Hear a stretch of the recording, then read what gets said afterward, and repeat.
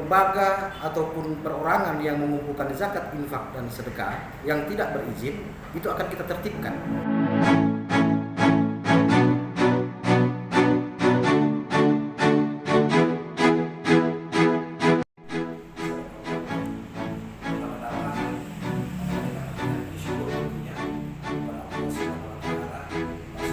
Dengan adanya inflasi yang mulai tinggi, di Eropa sudah sedang mengalami krisis, di Indonesia nanti tahun depan akan mengalami krisis. Nah, dampak secara ekonomi dalam sistem keumatan ini kan akan banyak orang kehilangan pekerjaan,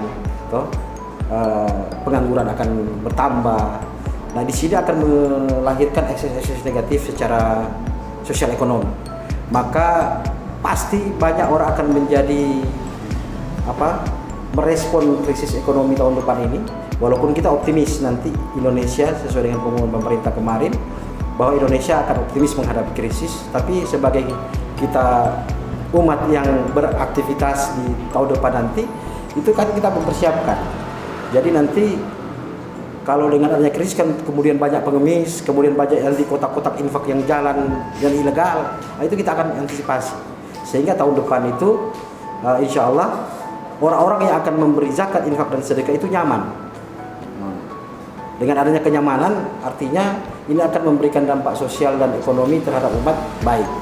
Karena orang yang memberikan atau muzaki yang memberikan ini nyaman dalam menyalurkan zakat, infak, sedekahnya, kemudian nanti penyalurannya juga secara transparan dan amanah.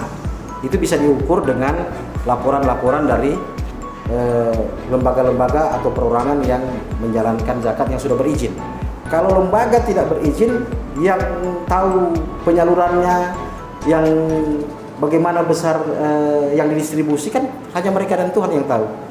Tapi kalau dia sudah berizin, itu akan menjadi objek audit. Kalau dia minta izin ke Basnas, akan menjadi objek audit syariah maupun audit publik. Jadi kedepannya memang harus pakai izin. Ya, diupayakan semua secara ideal menurut undang-undang, semua perorangan ataupun lembaga, majelis talim, perkumpulan yang mengumpulkan zakat, infak, sedekah kemudian menyalurkan, itu diupayakan tahun depan harus ada izin dari Basnas sebagai profesionalisme daripada manajemen keumatan, supaya kita lebih tinggi kualitas umatnya. Jadi tidak dikelola oleh orang-orang yang kompetensi yang tidak jelas, kemudian apalagi distribusi yang tidak jelas, apalagi dari sumber-sumber yang tidak jelas. Nah, makanya ini akan membuat umat atau pengelola umat kita lebih baik. Saya kira itu untuk pengelolaan zakat. Kita di Indonesia ini beruntung karena zakat itu dikelola oleh pemerintah. Kalau dulu sebelum tahun 2011, mundur lagi sebelum tahun 2003, orang kasih amplop itu secara tidak profesional. Jadi masjid-masjid saya dikelola.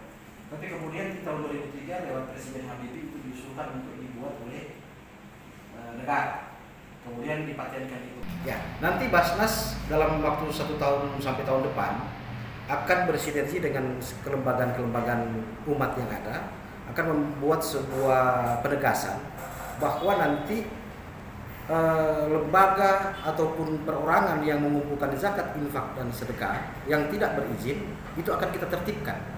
Karena sesuai dengan perintah undang-undang tahun 2011, nomor 23 tahun 2011, bahwa yang berhak untuk melaksanakan pengumpulan zakat, infak, dan sedekah itu adalah Basnas atau lembaga yang dibentuk oleh Basnas yang disebut LAS atau UPZ Basnas.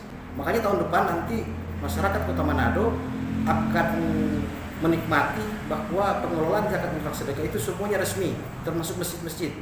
Maka ada 202 masjid ini kita upayakan sampai tahun depan semuanya sudah membentuk UPZ, sehingga dari sisi legalitas mereka punya kewenangan untuk menagihkan atau mengumpulkan zakat, infak, dan sedekah. Zakat itu adalah Undang-Undang Nomor 3 ayat bil fuqara wal masakin wal amilin. Jadi kita masuk dalam kategori sebagai amilin. Nah, itu sebagai dasar secara syariat. Karena di dalam surat Al-Baqarah ada 8 golongan yang